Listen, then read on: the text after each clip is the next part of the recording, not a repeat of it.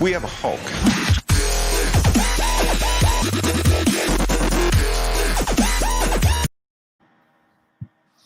All right, so we are here with Pat from Yet Another MCU Podcast and Ryan from New X Guy, and we are excited to be talking about WandaVision. And I mean, right off the bat, the first thing that I noticed is it's not WandaVision, it's literally WandaVision. And even the Vision logo has like a little antenna on it, which really kind of made it feel so much different from what I thought all of this was going to be. What were your guys' thoughts on that? I mean, for me, I don't know. Like, I kind of had, I wouldn't say low expectations, just like the Vision and Wanda are probably my least favorite characters in the MCU. So when you put them together in a show, it just wasn't really getting my attention, you know? And so I hadn't followed a lot of the news and the media. And so for me, I was kind of pleasantly surprised because I did enjoy the first two episodes. But I think again, I hate to say expectations, but just like my interest was so low that they had all the opportunity in the world to surprise me. I'm actually going to agree with Ryan on that one. Of all the movies and the shows coming out in Phase 4, Falcon Winter Soldier is at the top of my list. I'm really excited about Hawkeye. And there's a handful of others, and WandaVision was kind of in the middle. And then they're just going to turn it on. Of course, we're going to watch it. And then, the first couple episodes didn't really push the story along too far, and I'm sure we'll go into that. But they were a lot of fun. Anybody that loves those Nick at Night, back in the 90s, you watch Bewitched and I Dream of Jeannie. This is a lot of fun to watch, and I enjoyed, the hour of it that we got.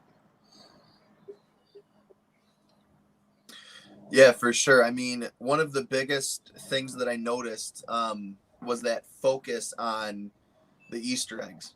And whether it was an Easter egg just like a callback to an old sitcom or whatnot, or an Easter egg to an old comic book, one of the things that I found interesting was the 823 reference.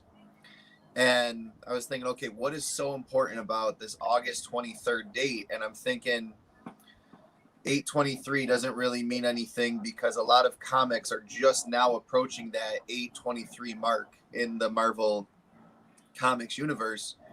I mean, even Thor, who's been around since God only knows when, is now only at like 730, I think, with his legacy number. So I looked back and I'm thinking, okay, Vision and Wanda, both European in the MCU. And obviously Vision not truly European, but has that European accent. I'm thinking, okay, Europeans flip the date. It's actually 23-8. And I was thinking, okay, so what's important about 23-8? And you go back and you look at all of the stuff that is 23-8, and Avengers 238 was actually an issue where, from what I could read about it, Vision got so incapacitated that he actually had to reboot. So they're kind of already starting out with that. It'll be interesting the way that they take that route.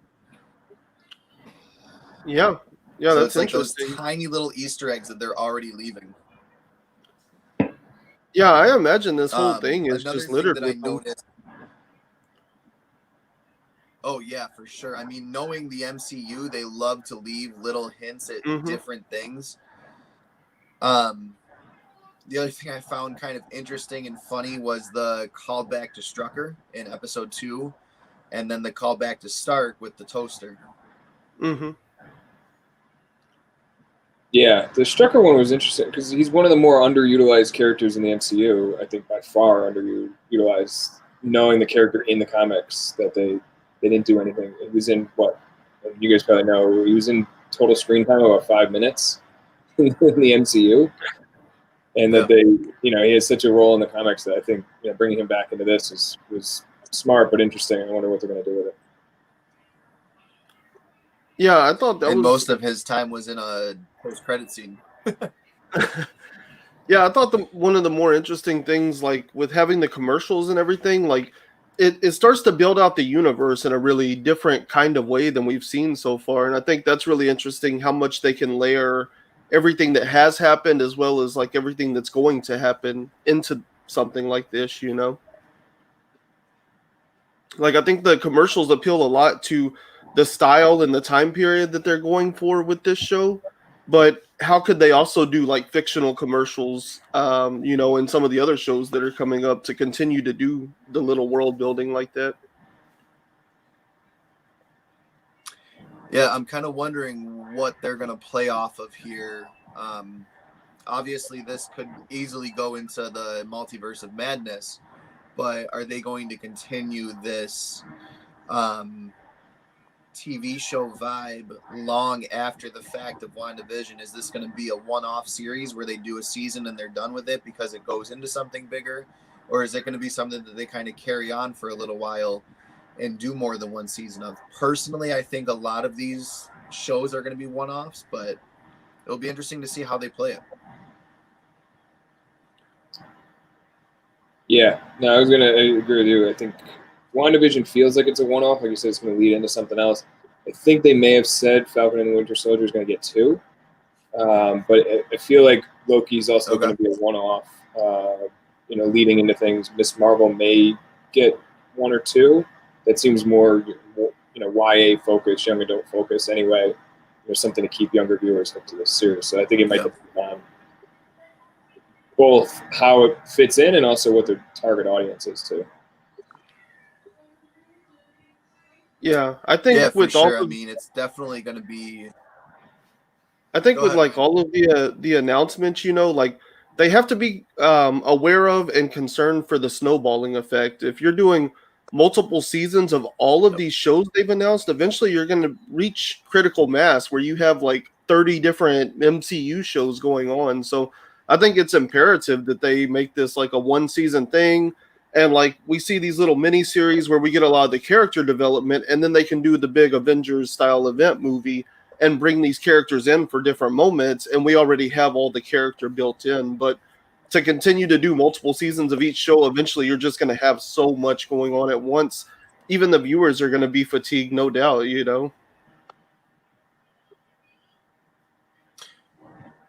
For sure. I mean, one of the biggest things that I noticed when all of this was coming out that they were going to be doing this was that they didn't want it to feel like a TV show.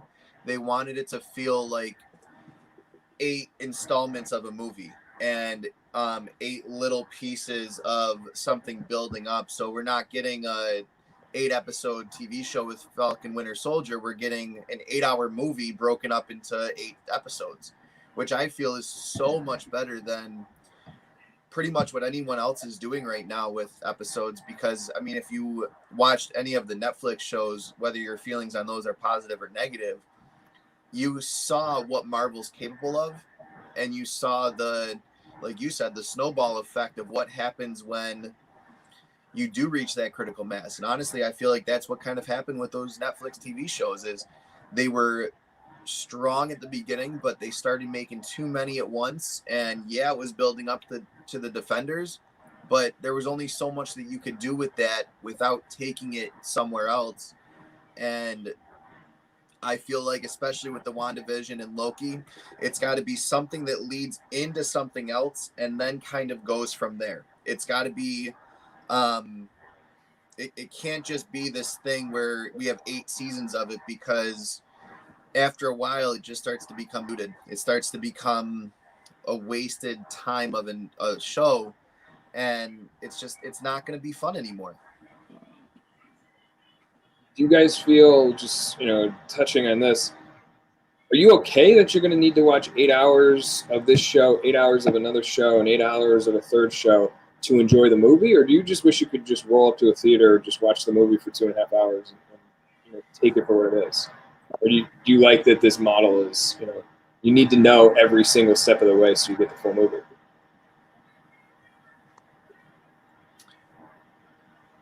I think they're going to kind of shoot themselves in the foot with some ratings because of that. There's going to be those diehard fans that obviously watch everything. And you're going to have these critics who are saying, oh, well, there wasn't enough character development in Multiverse of Madness, but then it's like, but there actually was. There was character development in this show. You need to watch that. Personally, being someone who loves the MCU, and so I'm going to follow pretty much everything they do, just to see if it turns out great or horrible. I mean, I still to this day will support Thor 2. I know a lot of people hate the Dark World. I know a lot of people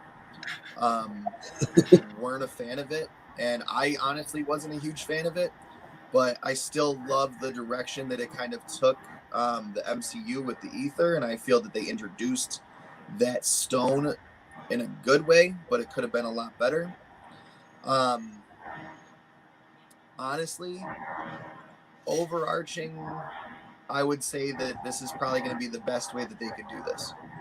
I think they're going to get a lot of character development in a short amount of time, and then they're going to have this culmination. And I think we're going to see the movie industry kind of go this route from now on, because we're already seeing that with the DCEU, with Titans and Doom Patrol, and how that is supposed to, whether it will or not, kind of start playing into the DC universe. We'll see how everything shakes out. Yeah, for me, like whenever I heard all the announcements and everything, I was like, I don't know, this is a lot. But I think at the time I was thinking about it as like, what if all these shows have all these seasons and we end up with all this stuff? And that was a big concern for me, though, was like, are we going to get lost to the point that it won't work anymore? But I see it as like a whole different model, because with this, Disney owns everything. They own the distribution and everything now. And what that means is like they no longer, like with the movie, because of the distribution model, you have to make enough money off of the movie to pay for the movie. And so it was important to sell this many tickets, or Yep. this movie was not viable. But since they own the distribution on Disney Plus, it doesn't matter how many people are watching each show. They can continue it in perpetuity, because it's a ticket sale. That's all it is now. So really, they've kind of watered down their own liability. If they make a bad show, they don't care, because everybody's just going to watch the other show that they own as well. Like you're still making your ticket prices. And so I think it's a whole new distribution model. And it does concern me that it could go the direction of like, you have to watch all of this or else all the movies are going to suck now, or else it could also go the way of like, all of these shows mean nothing because they have to make sure the movies stay coherent for the average viewer. And so I'm interested to see what way it goes and how they iron out those kinks. And I think the first sign of that is going to be probably like, the first movie that really taps into this extended universe model. Obviously Black Widow's not like set up within this structure, for the most part and stuff like that. But when we really get down to like some of the later movies, like in another year or two, I think we will start to see the effect and see how that model works. Because I think they have enough data to kind of understand where it's headed and have an idea of what they're doing. But for the most part, it's untested. We're going to see a whole shift in the industry if this works for them. Yeah. Yeah, for sure. I mean, I'm not sure how that shift is going to play out, but it'll be very interesting to see now that we've seen something that will play into something else clearly. It'll be interesting to see how this kind of shakes out over the next, like you said, 3 to 5 years. I think they're doing a really great job with Star Wars, and I think that was kind of how Disney tested their market for this. Will people watch if we put something out that they like? And I mean, in all honesty, Jon Favreau can do no wrong. I mean, the guy is phenomenal. He knows what he's doing. And before Iron Man, I had never really heard of him. And then I started looking at everything that he's done, and I'm like, okay, this was a great movie. This was a great movie. This was phenomenal. And I kind of noticed that pretty much you put him behind the wheel of anything, he's going to nail it. And it shows how much of a nerd he is, in all honesty, because he knows the comics. He knows what's going on. He knows what should happen. He knows how it should play out, and it works. That's the most amazing part about all of this, is that it works. And like I said, I think Mando really tested the waters for Disney, and I think they did it in the best way possible, because now they could come out with more movies about this time period and see how it plays. I honestly think that they did the best job they possibly could with market research before all of this. Mm-hmm. Yeah, I mean, there, and that's kind of the foundational difference between like what Marvel and say like DC's doing. I think there's just like they have this proven track record with Favreau and Feige. We trust them in those positions, and I think the creators trust them in those positions. And that transfers all the way through. So when you have James Gunn, like I'm gonna take a big swing with Galaxy with Guardians of the Galaxy, and Feige's like, yeah, he expresses his trust in the market and in the people to like what they're doing that's different. When it hits the screen, like you have all this confidence going in, like this is going to be weird, but it's going to make sense, And when you look at some of these other people that are trying to do this, like Warner Brothers with their empire, like who over there do I have faith in? I often cite Zack Snyder's track record, and that just doesn't give me the same kind of faith that Kevin Feige's track record and Jon Favreau. So when you tell me that like these guys are kind of like tent poling these universes where they can run all this content, that's where I have faith that the MCU is going to be able to pull this off and navigate this new market. Definitely. So getting back though to all of like those little things about WandaVision that really kind of cemented it as this amazing show that just completely was out of left field, and probably that should have been out of left field, because I think that if they would have went a normal route with this, it wouldn't have captured as many people. I mean, I was captured just by those little tiny things. I'm like, what the heck are they going to do with this? So one of the things that kind of I noticed right off the bat was the toy helicopter. The fact that it was the only thing in color in that scene and pretty much the entire show. And the fact that it had the sword symbol on it. Both of those things kind of showed me that this is something so much more, and that someone is pulling the strings. And I'd love to know, number one, who it is that's pulling the strings.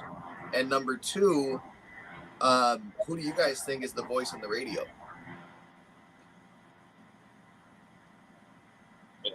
I guess start. I think it sounds like it's Jimmy Woo, the FBI agent who got an awesome promotion apparently to work with Sword in this one. I don't know many who are going from FBI to Sword, but I think it sounded like him, and it sounds like it's supposed to sound ominous. At least this is my take, and I'm sure anybody watching this, spoilers ahead, sort of for speculation, but it's supposed to sound like it's ominous that they're coming after Wanda, but it feels more like we're here to help you. We want to, what's going on, and a lot of people have touched on. I think Sword is actually the good guys here. They're working with her. We don't know what happened in that 5-year time jump. What other organizations popped up between Infinity War and Endgame, Sword being probably one of them. And then it really does, I think a lot of people, in speculation before the show came out, but Agatha Harkness, a witch character that was present in a lot of the Scarlet Witch Vision series, that is Agnes, her nosy neighbor, which she constantly references her husband, who we never see, at least in the first couple episodes. And I doubt we're going to see him at all. I think whoever that husband is that she references is either completely fictional or part of the greater string pulling organization. That's my take on 60 minutes of the show so far. Yeah, for me, I don't have like the Marvel history and stuff. Like I never read the Vision series and all that everybody always talks about. So other than what I know from cultural osmosis, like I really don't know what to expect from the show exactly. But I think it's interesting that they're going into it as like a sitcom, and then there's like always this like inflection point, like this weird moment where everything turns and it brings in like all these like heavy like Twilight Zone kind of vibes and stuff. So I'm really interested because it is like you said, like it's so ominous. Something's not quite right, but we still don't know what. And I feel like I don't know, like it's just it's you sit with the sense of tension the whole time. Like what's really going on? Why is everything just like not slight? It's almost just a little bit off, you know.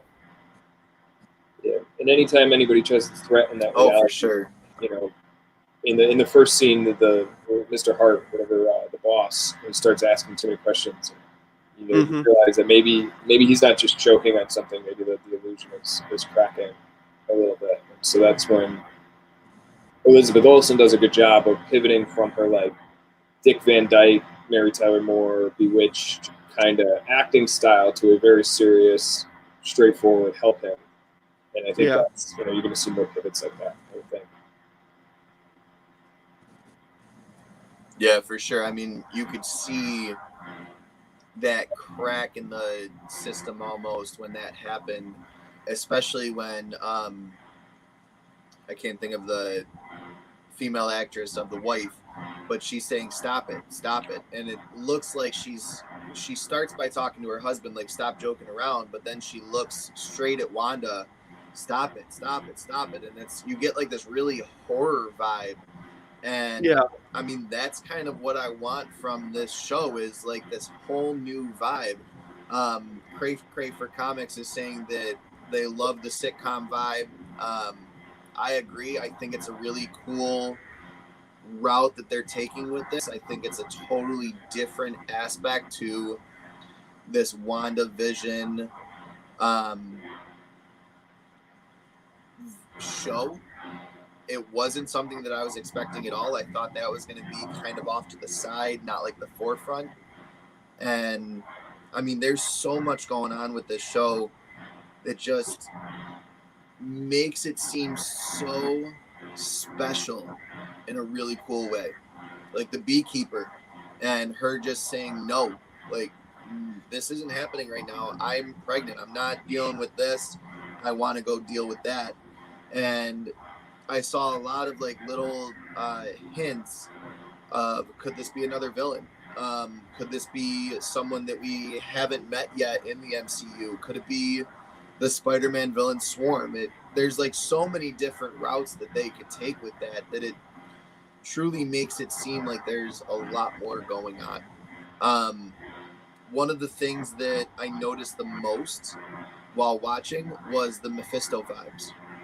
And they were sitting down talking about the talent show, and I can't remember who said it, but Wanda says the devil's in the details, or it wasn't Wanda, it was the blonde woman. The devil's in the details, and then Agnes looks over and goes, that's not the only place he is. And it's like, okay, so devil, MCU, Marvel, Mephisto, where are they going to go with that? Yeah, and I think that goes to the colors that keep popping up. The red helicopter, the red blinking on the Stark toaster. Obviously, Wanda and Vision are heavy, red characters, but so is Mephisto. I think some of that is bleeding into what we're seeing on screen. So that they're going to, feels like they're going to lean heavily into that color palette as an influence to what's actually happening. Yeah. And the first thing that changed the color at the end of the show was Vision. Yeah. And I mean, he's pretty much got a very purplish red skin. Yeah, I thought it was really cool how they like pulled in some of those different elements too, because it did feel like very like big night show, and then it felt very bewitched. But whenever she goes to that like pool party or whatever, like it's very Stepford wives and stuff. Like the way they kind of bounce from influence to influence so seamlessly is really impressive too, and it just adds to that layer of like uncanny. Like this is just not quite right for him. And so I think it's interesting, and then the way they use all the like colors and stuff, there's a lot of like, I don't know, almost like signaling, like what do they call it whenever it like flickers and it's just like into like one frame and stuff, like subliminal messaging and stuff. It feels like there's a whole sense of like programming that's going on for the audience here too. Not in like the nefarious way, but just like kind of focus your attention on certain things so that they can kind of like construct this false narrative and keep you guessing, because you never quite know what they're going to do next.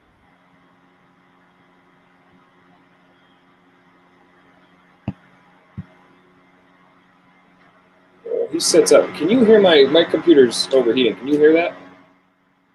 Mm-hmm. All right, I'm gonna throw headphones in. I can hear it a little bit. Yeah. I'm grabbing headphones because it's giving me a little bit of feedback too.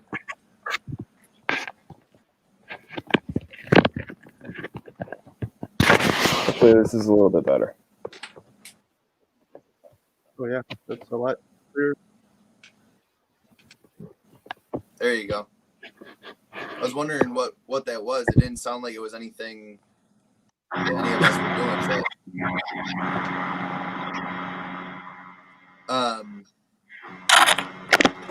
No, I think that there's definitely going to be a lot of interesting stuff. And I actually saw one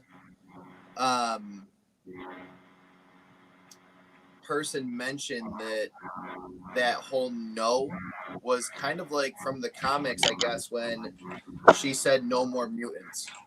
And that whole, like I said, going back to that House of M vibe of just no more. Like, I'm not doing this. This isn't my time for this. And it just seems very, very interesting of where they're going to take the House of M style of storyline, the insanity that it looks like she's going through.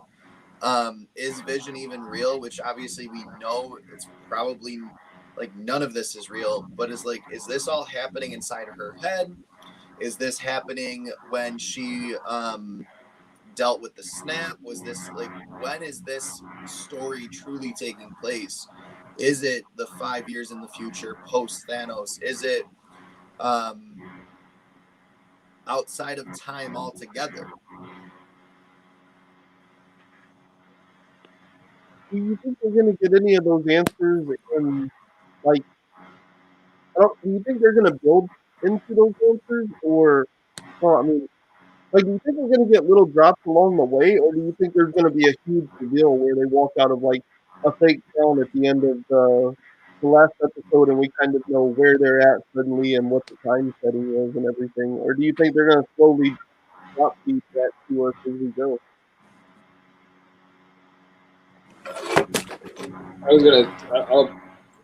My thought is we're gonna get a little bit more in that like credit sequence every episode, where the Sword is obviously monitoring them. So we may learn a little bit more about the setting, and then I don't know about the last episode, but maybe the second to last or third to last episode is when we might get the broader Explanation. setting. You understand, where exactly this is taking place as it goes into, the penultimate episodes to finish the season. So that's how I would think it would be great. Yeah.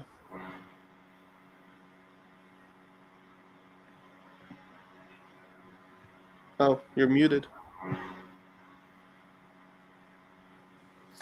Then just the fact that Wanda's pregnant, I mean, obviously we can kind of know who she's pregnant with based on the comics, but how did that even happen? Like out of nowhere, just like that, hey, guess what? You're pregnant. And not just like newly pregnant, like well on the way, Oh, yeah. Like, this is happening whether you like it or not. Yeah. Which So again speaks to Vision's an android, plus it's entirely in her mind. What are they doing in that little, suburban house in Westview? Mm-hmm. Yeah. So did y'all feel like the first two episodes were kind of light on plot, or do you think they gave us a lot to chew on?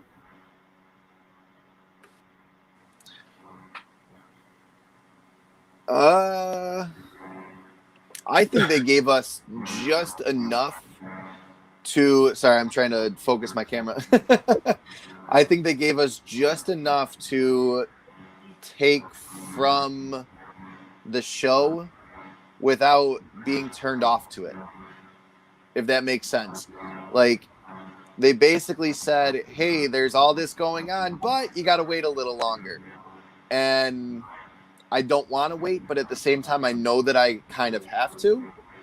So I'm going to do it just because. I have to see this out. I have to see where this is going. even if it's just that it goes nowhere. I mean, this could all lead up to something big, and then it's like, oh, but by the way, that was all completely fake. That was all inside her head, and it's actually been the torn fabric of her own reality.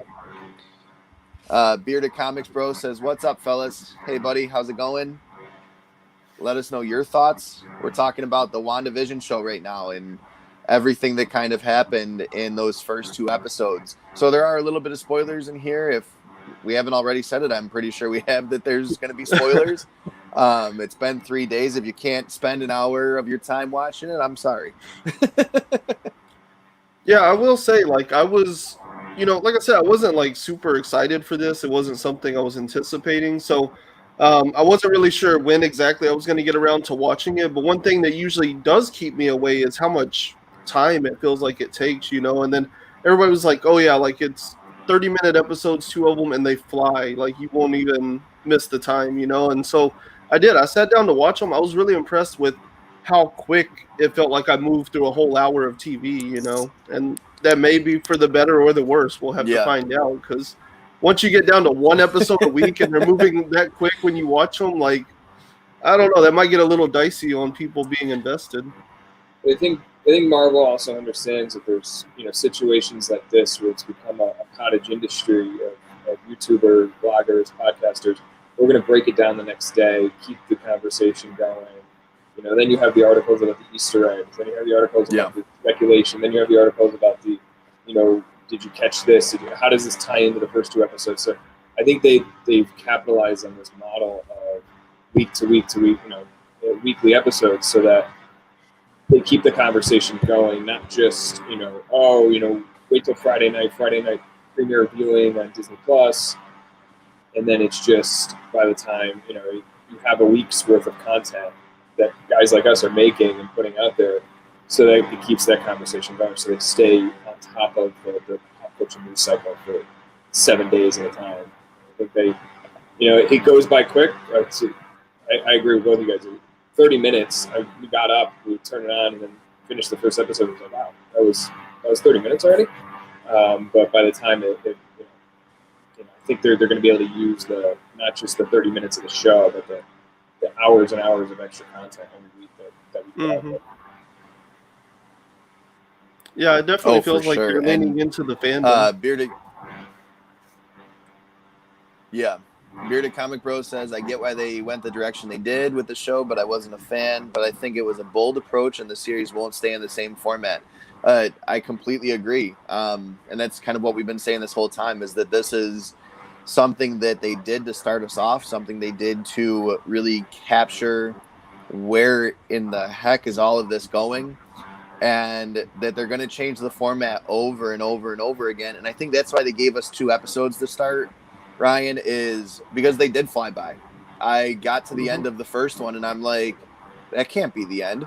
Like, they showed us a hand messing with some controls on a TV screen. What do you mean this is the end? And then you get into the next one, and you're like, okay, this is going somewhere, and she's pregnant, and there's a beekeeper. Oh, nope, there isn't a beekeeper. What is happening there? And I'm waiting for the hand on the TV screen to come back at the end, and I'm like, okay, where's that now? Like, every little thing, I'm like, what is happening right now? Where is all of this going? And I love the fact that they're changing eras after the first 2 episodes. I love that they did like that vibe, and now they're moving on. I think it's like 80s and 90s the next one's going to be. I think it's going to be really interesting the way that they kind of play it. Mark from Legion of Comics said, "I'm afraid the format will stay the same, just change sitcom era slightly till the finale." Honestly, Mark, if it stays the same for, let's say they do 7 episodes total, if it stays the same for the first 6 and then just completely changes for that last one, and it's just a complete breakdown of Wanda, I would love that. I think that would be the best way they could go with it, is build us up and then tear us down right away and show us something completely that no one was expecting. That's what I've been looking for out of the MCU for the longest time now, and I think that's what we're going to start getting. We're going to start getting these really interesting things that will just mess with our minds. You guys watched Bearded Comic. Sorry. Go ahead, Pat. No, I was just saying, you guys watched Manic, I believe it's called. It's on Netflix with Jonah Hill. I think it's Emma Stone. They so long story short, it's a great series. I think it's only like 7 or 8 episodes. It follows a similar format to this, which is actually interesting. Two kind of depressed individuals that join a clinical trial for these new drugs. And the drugs kind of tap into what's making them tick and not. And each episode they go into a new genre, and so it's they keep that format very similar. It's a similar format throughout the whole thing, but they're going to explore themselves in the different genres. So when I heard the concept of WandaVision, my mind immediately went to this series Manic, and it's I recommend it to anybody, but it's certainly one that I think WandaVision can improve on because there were a couple different hiccups along the way in Manic, but it's a great idea that I think they're playing with. You get to throw people in different genres, which is also interesting. Touch on some of the mental state. Yeah, didn't Manic come out like 2 or 3 years ago? Definitely, and yeah. Okay. Yeah, I think I watched it when it first came out. Yeah, it was. I know what you're talking about. Like, yeah, very similar to this. I also get like some Legion vibes from this, where like we're gonna slowly exit the fever dream and kind of like start blending the real world more and more until the tide shift. Yeah. And I think that's going to be the best part about all this is that it's just going to be, like you said, this fever dream that just kind of changes into something else that slowly we start getting these little tiny breaks in Wanda's fabric of reality that she thinks is completely, truly real. And where did all of this break? I mean, that's my biggest thing is when did Wanda go from being this absolutely BA character in Endgame to someone losing her mind? When did that happen? And some people could say that that's a plot hole, but I honestly think that that's what they're trying to lead up to, that they're trying to bring in this new idea of where, like, we don't need to know right away. It's okay to have a plot hole because you're never going to know everything right off the bat. And obviously, as long as as long as everything gets tied up in the end, or it leaves an open end, I think plot holes are good, but they can't be so bad that they lead us to be like, okay, when the hell did this happen? And I don't think that that's really what we're getting right now. I think that we're getting this really awesome vibe from how they're doing this. And Mark from Legion says that it's a wasted time for such a small amount of plot. I really don't think that there's a small amount of plot here. I really think that there's a lot happening in this short amount of time. We're learning a lot about Wanda and her connection to her powers and her connection to reality, because obviously she was created with the Mind Stone. Like, that's reality. She was created using an Infinity Stone in this universe instead of being the witch of who she is. And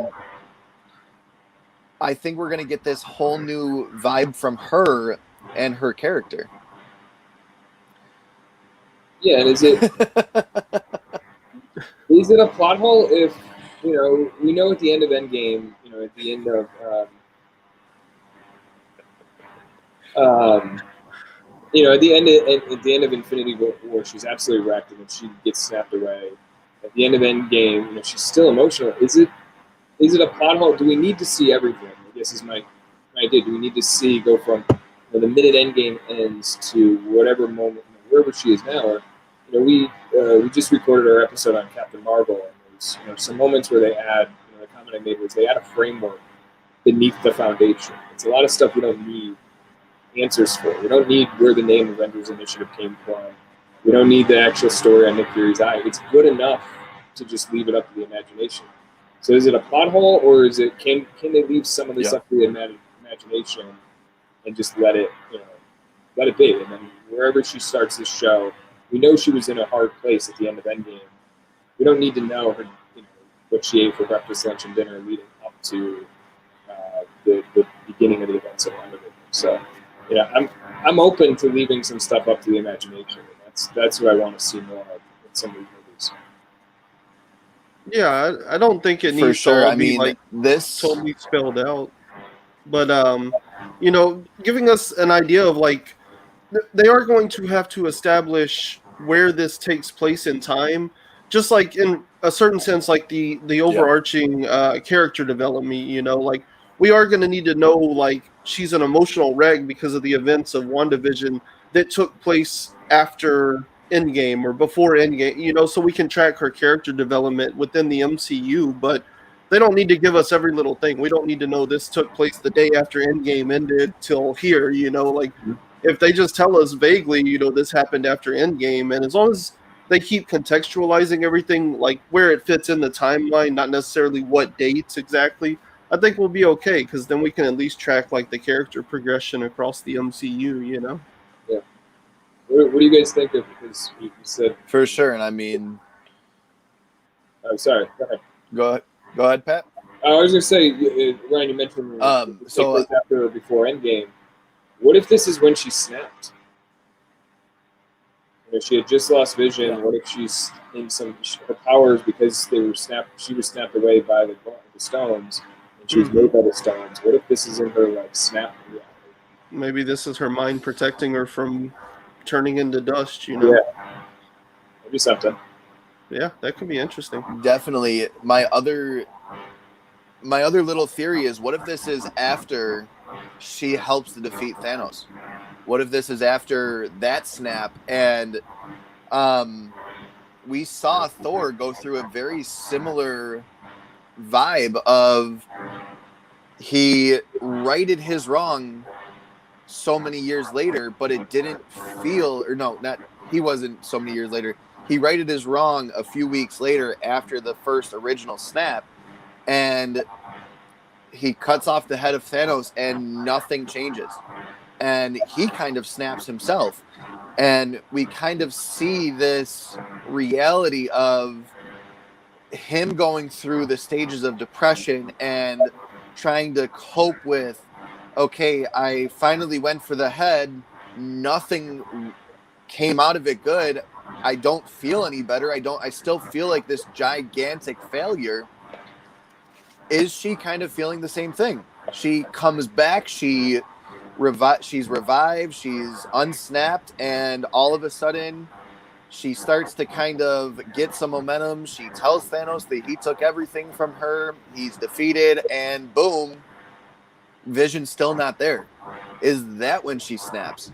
And we've been introduced to some stuff in the MCU that kind of reminds me of this style of thinking, and we saw it in Iron Man 3, and then we saw it again brought up in Spider-Man Far From Home. BARF, which I just had to look it up, binarily augmented retro framing. So is this Sword's way of kind of using that technology to contain her mind going insane, them trying to kind of help her cope with all of this and try to kind of pull her back from the true reality? And like you said, I mean, I think that they are kind of the good guys in this, and I think that they are trying their best to be who they need to be for Wanda. But at the same time, there is someone out there like, who's doing this to you? So it's very interesting. And I mean, the other thing is any of this real? Is the person on the radio real? Is that inside her head? Is it? I mean, there's so much happening in these shows that I really don't think that we're getting a very small amount of plot. I think that we're getting a large amount of what's happening to Wanda. Yeah, I mean, I kind of talked about it before, but I think I don't think there's necessarily a ton of plot that's happened in the show so far. Like, it's pretty much what happened at the end of the second episode. That's really all the plot progression we've got. But the world building is where it's like really coming into play, because when you think about, they've introduced this concept of sword, and so we do know sword is like the intergalactic shield, So now there's this level of like space and like how big is this connected to everything. And then you start thinking about Captain, what's her name? Captain Marvel, when she was talking about, there's other planets out there that need to be protected too. And so, like, can that be connected to, a lot of people were trying to connect it to the Nova Corps and stuff, but what about just sword in general? What if she's working with sword to be, over those 5 years, she's been working with sword, establishing whatever base of operations they have that's allowing them to have the infrastructure to be able to do whatever they're doing with this whole WandaVision thing, So I think it just connects to so many little dots that we've seen for years and years kind of popping up in the universe. So I think this show is really doing a lot for the world building on that scale. Like, that's huge. They brought in sword. That's pretty big. Yeah. Yeah. And we all know that Marvel doesn't do anything by accident.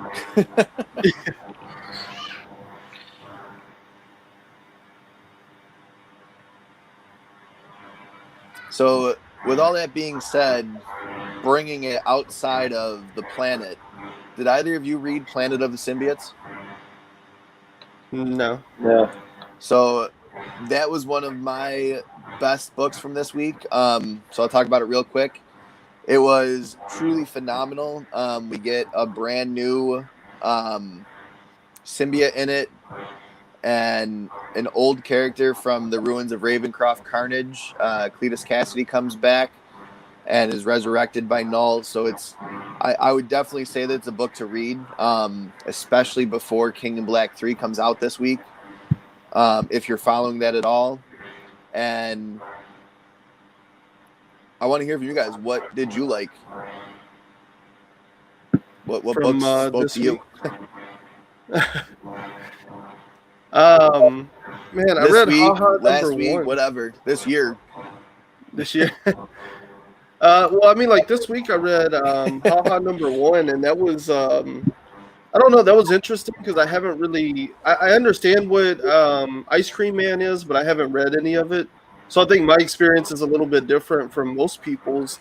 I don't know like how much I'm gonna stick on that one though. I don't know, it's fine, but it feels like the most logical, like somebody else's version of Joker, like it felt like he watched that movie and he was like, okay, well, I could do like some plot slightly different, and so like to me it didn't feel wholly original, and I don't know how long I'm gonna stick around on something that's just kind of riffing on another already existing property. So we'll see what number 2 looks like. Okay.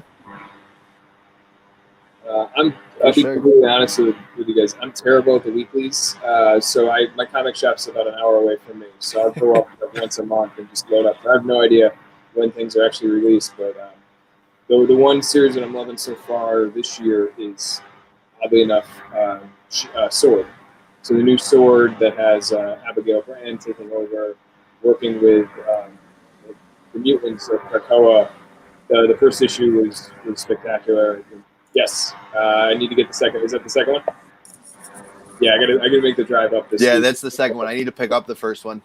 Yeah, first one's fun. First one's a lot of fun.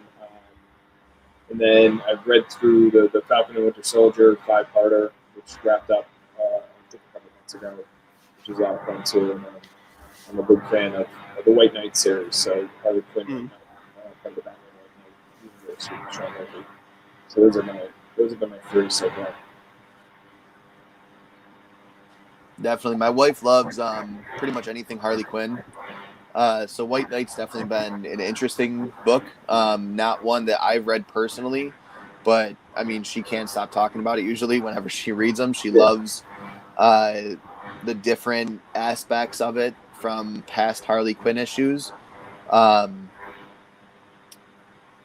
Mark, I will do a breakdown video of Planet so that you don't have to buy it. However, I would suggest buying it because the artwork in it is absolutely phenomenal. So this is a quick spoiler, but I mean, I have to share this just because it is so sweet. So that's Cortland Cassidy right there in front of Null. And I mean, it's just phenomenally written, phenomenally drawn, and it takes two different sides of the planet. So it's Scream actually fighting against Lasher, Riot, Phage, and Agony. And then you also have Null resurrecting Cortland Cassidy as Plague. And it's just... I love the fact that they're doing more than one Planet of the Symbiotes. If this was just a one-off book, I honestly feel that I might not have bought it.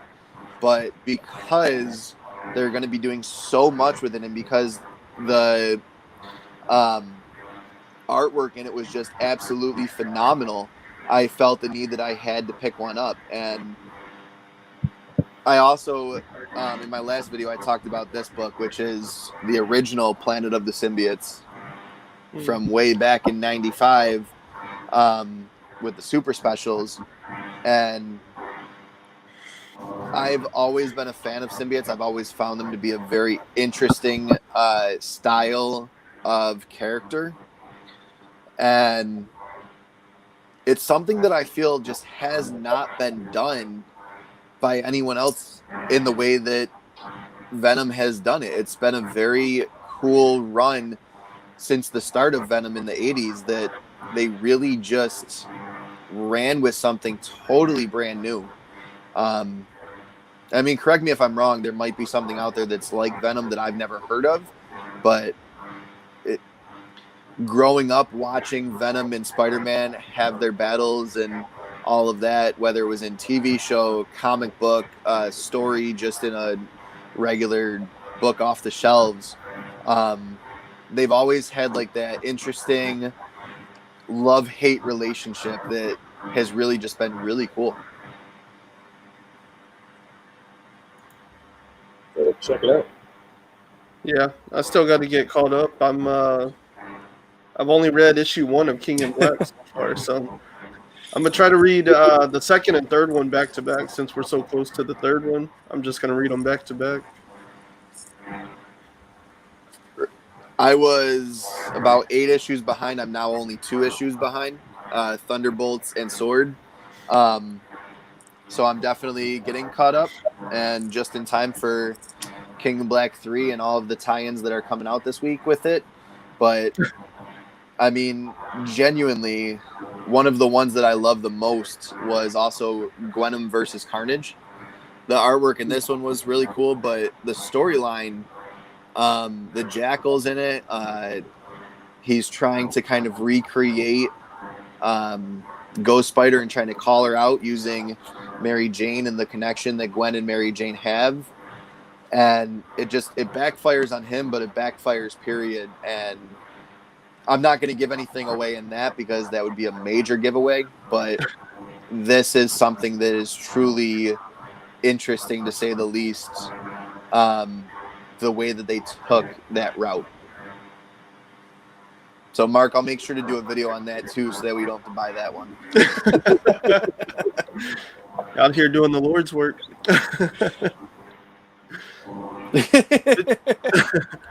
Have y'all read any of yeah, right? Have y'all read any of the Future State stuff? Not yet, no. No? I want to check out the Batman one. I haven't read it, but I've picked up Future State Flash. That's it. That's it. Yeah, the Batman stuff's been pretty cool. And I also picked up Wonder Woman. The new Wonder Woman with Yara Flor. Okay. That one's really cool. The Batman stuff's been cool. Are they turning that Wonder Woman into a CW? I heard there's a lot of controversy about her. Oh, about Yara Flor? Which one was that, Pat?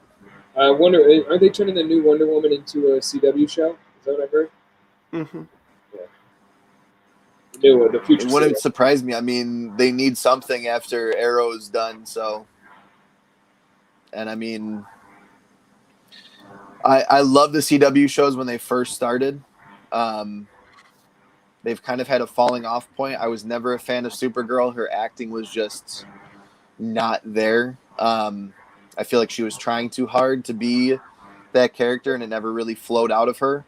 From what I've seen of Batgirl, and now the fact that they're completely changing her character, I wasn't a huge fan, but I did like her in Crisis. I thought that was a pretty interesting take on her, and that she played it well. Now that there's a new actress taking over that mantle, it'll be interesting how they, number one, start that up, and then also kind of get into all of it. But I don't know.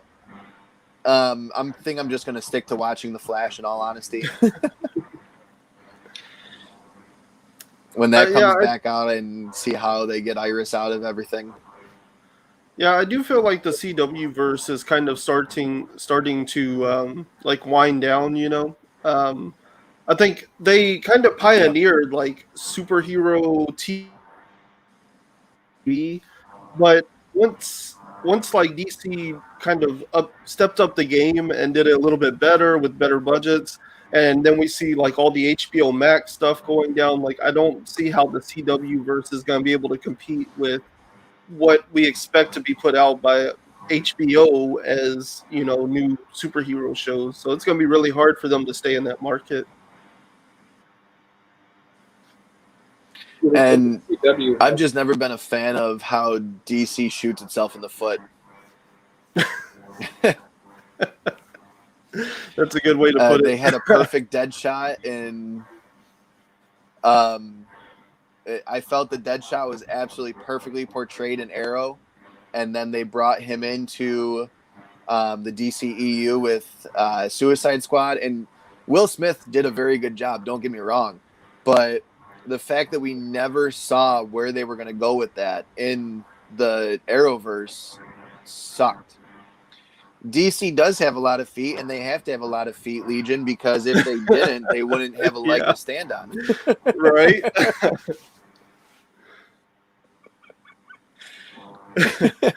I also like their version of Slade. I liked him a lot too. Yes. Yeah, Bennett was great.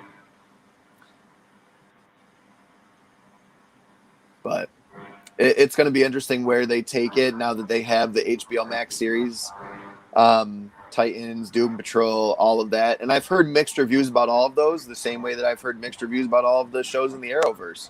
It's always been mixed reviews. I've never heard or a group of people talking about it, and every single one of them say they love every single piece of every show that's on it. And obviously you're not going to love everything, but being a fan of it and knowing the characters and knowing where they're going and where they could go, I've always kind of wished that DC would go a little bit more in depth with their TV shows. I always felt that they kind of put them on the back burner, and that they always, like, Man of Steel was pretty great. I have to admit it. The Superman movies have always had a special place in everyone's heart.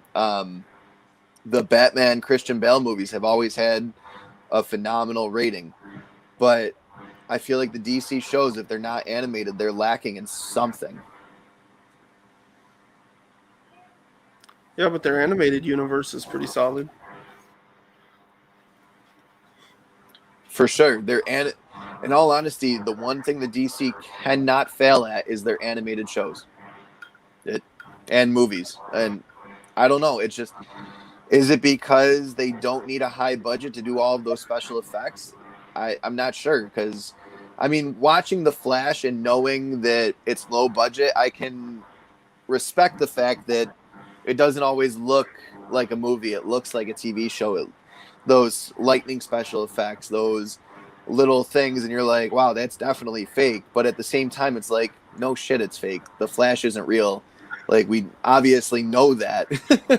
But at the same time, you're watching all of this, these movies, and everything in Justice League looked like it was there, looked like it was actually happening in the desert, or Chernobyl. And I mean, it felt real, all of it. but I feel like they don't give a big enough budget to their TV shows at this point. They need to, I think because they have phenomenal actors in their TV shows. Yeah, I think the CW verse, they're they're a victim of the old school model of 22 episodes a season, 44 minutes an episode. And the CW is very good at building audiences. Supernatural continued on as a big show for 15 years, and you just continue to build diehard audiences. They don't care about the kind of every so often, maybe let me turn this on, and I'll check it out in syndication. So shows don't get syndication. It's the ones that are. I'm going to be watching it every day. I'm going to go on Tumblr and I'm going to blog about it. And, so I think for us, if you're looking for better content, more streamlined story, the 22 episode a season show isn't for us. But for the diehard fans who are like, well, it was okay, but I really just these are characters I want to spend time with. That's how they hook people, and they don't really care about the everyday audience. They want their diehards, and I think that's, to their credit, they've made it work over and over and over and over again. So, it's a different model that they need to strive for if they want that quality one. But if they want the longer, the diehard audience who's going to buy everything that they sell, they're doing it. They're doing it right. Yeah. I think the lower budgets. I mean, Mark and I have said this more than once. Yeah, I mean, I think the lower budgets and stuff, they have to lean into the characters. You don't have all the special effects and all of that stuff. That's why everything's very, darkly lit and stuff, so that you can't see how bad the action really looks. But they fix that by leaning into the drama and really hooking you into the lives of these characters, so you're ready to go on the rides more than anything else. I think the animated stuff, Bruce Timm, part of what makes that stuff so magical is Bruce Timm kind of understands the spirit of the comics, and the storytelling that's involved in that, and so I think he brought that to the screen with the animated series, and they built out all their animated movies, and they have this little universe going on. But I think it all comes back to Bruce Timm just kind of understands comics and what comic fans want. Definitely. And I mean, like Mark's saying, I kind of disagree with this statement. A general audience doesn't buy and watch the animated movies. I honestly think that, especially with DC, the general audience for these animated movies and shows is not comic book fans necessarily. It's kids. DC does a phenomenal job at getting new kids into their shows and into their characters. And I mean, I grew up watching Justice League. It was a phenomenal show. I actually hated the Flash in the Justice League because I was like, all he does is run around and get there first. That's basically what he was there for. Aquaman was basically there to talk to fish. I absolutely loved the vibe of Justice League versus Legion and all of that in the 90s show. And I mean, I think that DC does a phenomenal job with animated movies because it speaks to their younger audiences. Obviously, some of the animated movies and shows are not meant for kids, but they still have that kid-esque vibe, and they bring their fans back to when they were younger and allow them to really enjoy the comics and the content. And I completely agree that they stick really close to the comics with animated stuff. And it's because you can. It doesn't matter what the actor looks like. It matters what they sound like, because you can make them look exactly like the comic no matter what. I mean, there's no issue with that.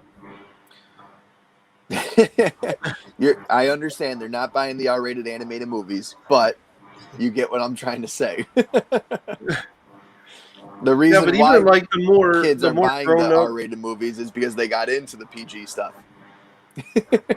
Yeah, I mean, the more grown up, the Killing Joke, that's fairly recent. It's been pretty recent that the DC animated stuff has stepped into that more grim territory. Yeah. I'll just comment on Legion of Comics. I didn't enjoy the content of the Killing Joke, and I'm gonna go. It just wasn't, to me, it wasn't a good movie. It was an unnecessary adaptation to the graphic novel.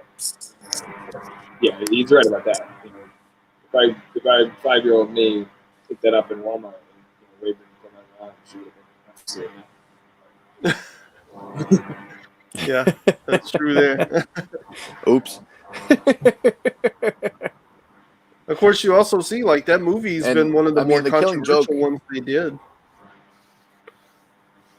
Yeah. The Killing Joke was definitely a phenomenal book when it first came out, and it's been something that stood the test of time ever since. I don't even know how many different times it's been reprinted, just because people love it so much. And then the fact that they ended up deciding to make a movie out of it was like the icing on the cake for a lot of fans.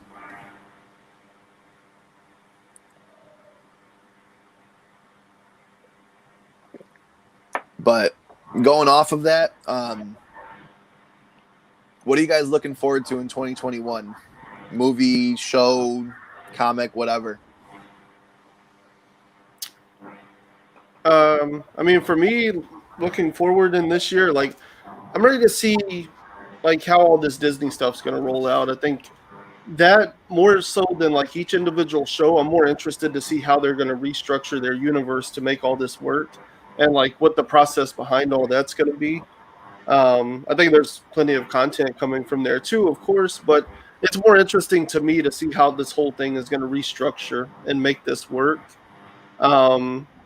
I don't know. As far as comics, like right now, I'm looking like 4 months ahead. I'm excited for everything that's coming out. Like, there's so many great comics coming out. There's all these events. You know, in March, we're getting basically a reset of the DC universe, and they have a lot of like really cool stuff on the horizon for that. So I'm excited to see where they take it from here with this Infinite Frontier. Yeah, actually, same thing like Ryan said. I'm excited to see what Marvel does. I'm hopeful that we could get back in theaters once we have vaccines and everything, and I won't really want to see Black Widow in a theater. But in terms of comics, it's really DC. Like, I'm excited to see. I was a big fan of the Chuck Dixon, Scott McDaniel Nightwing, who was partnered with Batgirl as Oracle. That they're partnering them back up together in a new, in the kind of soft reboot in March, and then they're going to do another one with Damian Wayne's Robin in March or April. So those are my two kind of big ones. I like the Bat family better than Batman itself, so I'm interested to see what they do with the characters. Definitely. I'm so hoping that we can get back to the movies before Black Widow comes out, because I mean, first of all, this is just insane. I mean, we survived as Marvel fans. We survived a year and a half without anything. I mean, hats off to us, because that was hard. It was difficult this summer to not see anything new come out, because it's like everything that we have for you, we've already kind of given to you guys. It's not, we have nothing left to give you, because as soon as everything was filming, we got shut down. As soon as everything was started, we got shut down. As soon as we were going to put out a movie, it got shut down. And I'm excited to see what's going to happen in the MCU. I'm actually really excited for the Snyder Cut as well. I want to see what Snyder would have done with that movie. I'm hopeful, and I always kind of have been, and Mark and I have had this conversation for years, or not years, but for a while now, that I want DC to be a force to reckon with the MCU. I want people to go into DC movies who are Marvel fans and say, wow, that was I'm really excited for this.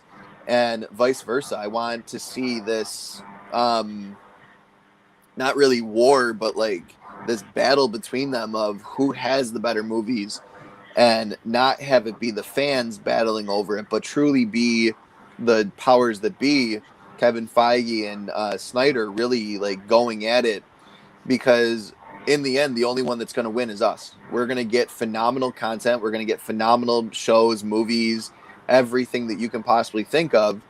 And it's going to be something that we haven't seen the likes of. I would love for there to be a crossover event between Marvel and DC. I don't think it's ever going to happen in live action form, but it would be so cool to just see Superman and Captain America standing next to each other even if it was just in a comedic sense of, wow, look at this. How did you get over here? Kind of like how we saw in The Flash season 7, where Ezra Miller actually meets the Flash after everything explodes. Like, this is not possible right now, but it's somehow it's actually still is. So I'm looking forward to that battle between the two, and just what's going to come out in the next few years with them. And then I'm also looking forward to the fallout from King and Black. Where is this all going to go? Who's going to be alive at the end of this? Who's going to be completely changed? Is Dylan going to be the next Venom? Is Eddie going to survive? All of this stuff is going to be happening, and it's going to be very interesting to see the route that they take with all of these characters. Same with Future State. I can't wait to read the Flash Future State. I just haven't been able to with everything else on my plate. Reading wise, I mean, I've got literally this stack sitting here of old and new to read. And King and Black's been taking up most of my time. So it's like, I really just, I want to see something that we haven't seen in the comics before too. I want to see some really special fallout, something as the, like, online with seeing just something so big that no one's expecting it, I guess, is the best way to put it. That'll be interesting for sure. I mean, we kind of talked about DC. We know what they're doing, you know, like where they're headed. A lot of relaunches in March, but yeah, the Marvel Universe, we have King and Black going on, and I don't know how far out that goes exactly, but we still don't know, like, what happens next, you know? Where is it all going from here? What happens when we get away from King of Black? You know, they haven't really announced any of those plans. And I mean, where the heck is Thor? Like, that's my biggest thing with King and Black. And I know that you've read issue 1, Ryan. And issue 2, he was completely absent too. And people are saying, okay, he's the only one that's ever defeated Null. He's the one that kind of made the symbiotes turn on Null and trap him on Clintar. Where is he? And honestly, I'm hoping that they do this giant reveal of where he's been in King and Black 3 or maybe even 4. He's in, yes. So I know, like, where he is right now with Prey and all of that and that, but I'm not quite sure if they're tying in the current Thor series to where Thor's going, or what's actually happening with Thor right now. I have a theory on that. It's just like, go ahead. Yeah, well, my thing is, like, the first arc of Thor, right? Whenever he fought with Galactus and the Black Winter, like, he was just flexing, you know? Like, there was no thought going into it. Like, how do I win this fight? You know, he was very just, like, flexing his power. He got rid of the power cosmic and he took it back, you know? Like, we saw how powerful he truly is, you know? Yep. And then Donald Blake, he was unable to do anything. He got outsmarted. And so I suspect what's going on is Thor has been locked away because he's going to have to get smarter. His brute strength alone and his power alone is not enough to defeat Null. And so we're seeing Thor kind of develop the strategy mind and the brain power to also be, you know, a great fighter, you know, to be a well-rounded fighter that can deal with the strategy and the tactic as well as just like having all the outright power to take on somebody like Null. And so I think once he breaks out of where he's at now and comes back into the real world, he's going to take care of Donald Blake, save Asgard, and then he'll be off to join the King and Black fight. And I think he's going to bring something Null is not ready for. So do you think that Black Winter will make a return in King of Black? I mean, yes, I feel like there's no way he turned into a snowflake and he's just gone. Like, it was so dumb. Like, that really bothers me. It really annoyed me. So I'm assuming that that's kind of like a back pocket thing. Maybe Thor is going to use that snowflake to get some kind of like superpower to kind of push him over the top. Or maybe Noel is somehow going to tap into the Black Winter, and I don't know, but there's got to be some way that comes back and gets re-involved. For sure.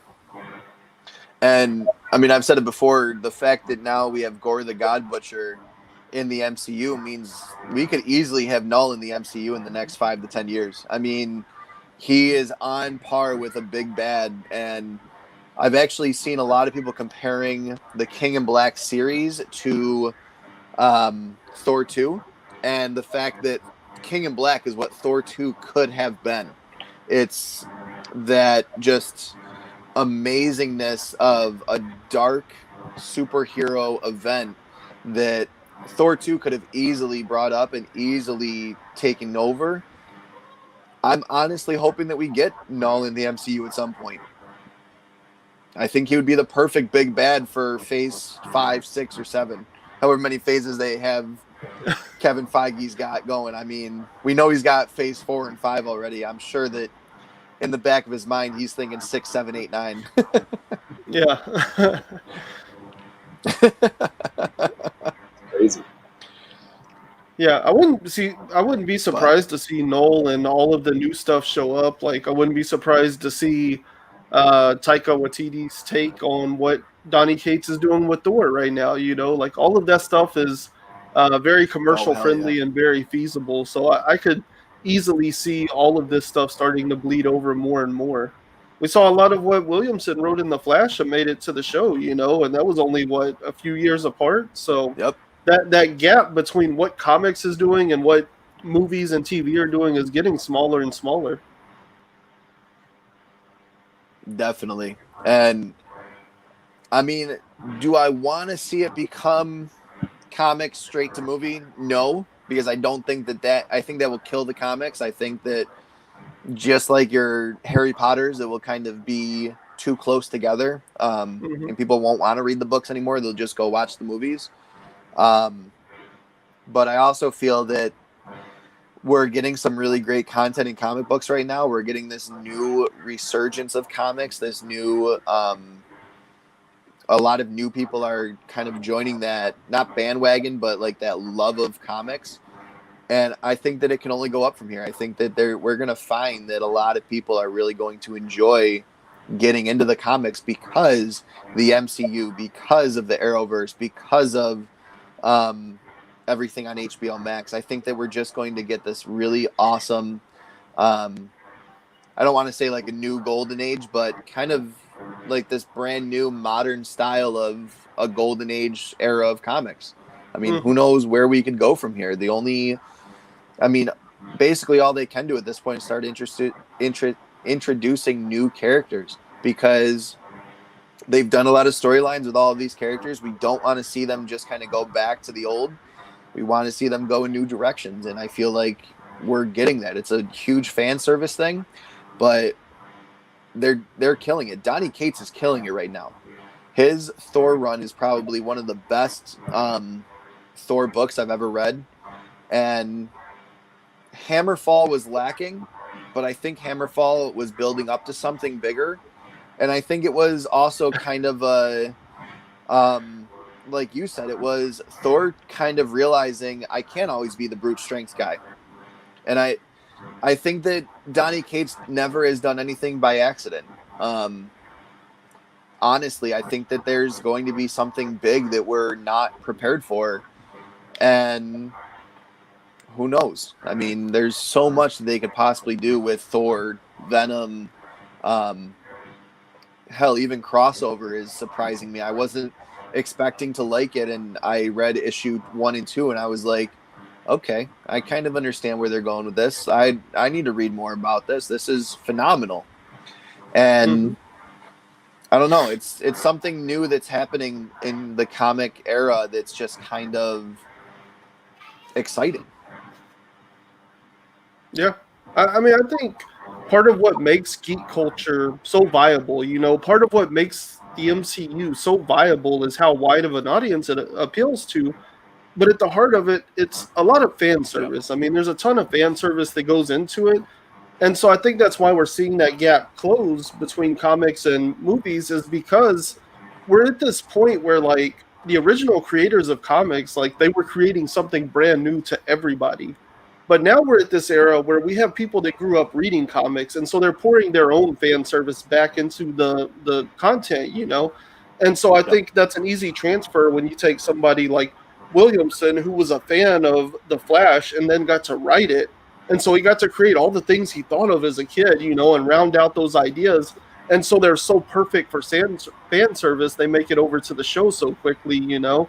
And so you see, like Donny Cates is kind of the epitome of geek culture and what a comic book creator that was raised on comic books will do, you know. And so I think part of what would make his ideas so easy to get into the MCU is they're very fan servicey already. But then you look at crossover, and my belief on crossover is that crossover is going to be the equivalent of like Watchmen is renowned for like this, you know, kind of doing the dismantling of superheroes and stuff. I feel like what Donny Cates is doing with crossover is actually doing a deconstruction of comic book fandom. And it's like this big, like crazy thing where like he's dismantling comic book fandom while he's writing a comic book, you know. And I think it's going to be really interesting down the road to see how we reflect on geek culture and how it's become kind of like the mainstay culture right now, you know. Yeah, one of the biggest things that kind of like snapped into existence very quickly, like you said with Flash, and I just went to check because I wasn't sure if this was a Williamson comic book or not, but issue Flash Rebirth #1 and then the Flash #3. So August and September of 2016, we met Godspeed. And then I want to say it was September, October of 2019, he was in the show. I mean, we're talking about a 3-year gap that we've never seen before. I mean, there's never been a hero or a villain that's only 3 years old appearing anywhere. I mean, even Miles Morales is older than that. I want to say he's from like 2015, and we just got a movie about him like 2 years ago. So, I mean, it's one of those things where, yeah, we're seeing a resurgence because, like you said, it's fan service. Yeah. Interesting with those. It's exciting. It would definitely be interesting.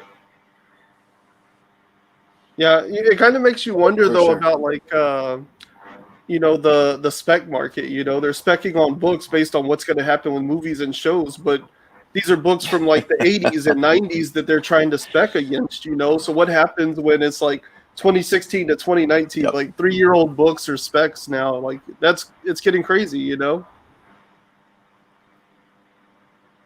Venom 3 went up so much when King of Black came out. I mean, I was kind of shocked that Venom 4 didn't take a hike in price, just because it's that key that kind of explains everything that happens after we meet Null in Venom 3. And I'm pretty sure Venom 4 is when we see Null defeated by Thor. So it'll be interesting to see how that book then plays out. But yeah, I mean, there's a lot of spec that is just unexpected. I mean, I never would have expected Thor 5 Black Winter to be a $600 book almost right off the bat. Yeah. I never would have expected, I think it's Delato's Spider-Man 800, just because of the Red Goblin, to be $600 still. I mean, that's a book that almost no one can find now because it's worth so much. And honestly, obviously Virgin variants are much harder to sell just because it's more the artwork than it is the book typically. But at the same time, sometimes that artwork is just that much more phenomenal that's one of the reasons it hikes up in price so quickly. Yeah, you see like the Peach Momoko variants, there's no reason for those to go as high as they do other than people just want that piece of art. Not at all. Peach Momoko, she's a phenomenal artist, but I mean, she's not introducing these new characters like Cates and Stegman are. I mean, and honestly, it's Peach's style that people are speaking with. It's not that she's so much better than any of these other artists, because I mean Stegman's art is phenomenal. I'll always stand by Bagley, especially his Venom stuff.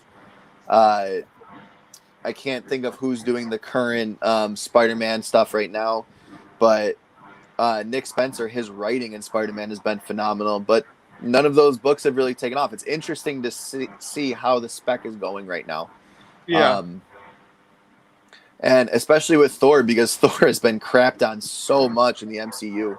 And I thought that they saved Thor with Ragnarok, and a lot of people are like, it was horrible. There was no plot. I'm like, the whole plot was Thor. Yes. We didn't like it. It was all style over substance. Yeah.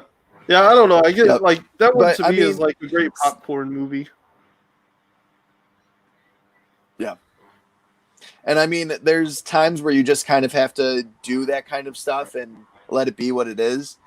But I'm hoping Thor Love and Thunder, we're going to see more plot, but with the same style. I don't know. It's going to be very interesting, the route that they take after Ragnarok and whatnot, and also just after the snap. I can't wait. I think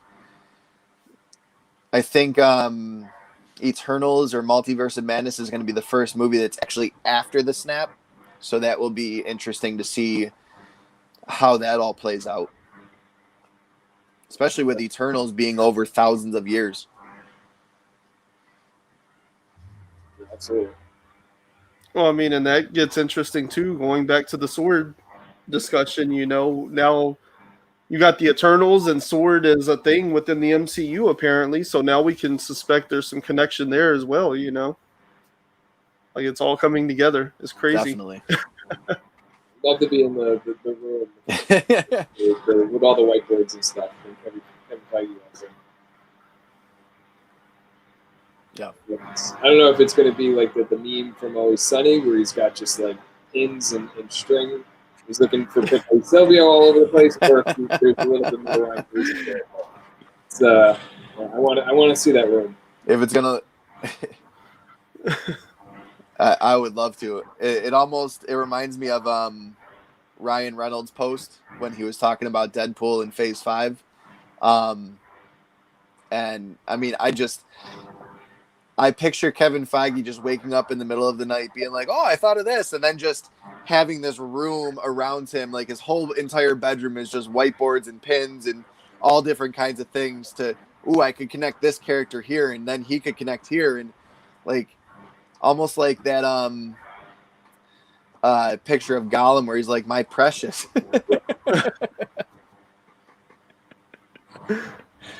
But this was a phenomenal conversation. I know that we could talk hours and hours about this kind of stuff, but I'd love to have you guys back on very soon. It was awesome having these conversations, and I look forward to continue this talk as we start getting more and more content, especially with WandaVision and where it ends up going. All Strands, you came in at the very end, buddy, but thank you for joining us. Good to see you. Make sure you go back and watch the replay. With all that being said, I hope you guys have a great Monday, and we will talk soon. Yeah, thanks for having me. Yeah, thanks for having me, man. It was awesome. Of course. Definitely. Have a good one, guys. Take care. You too, man. You too.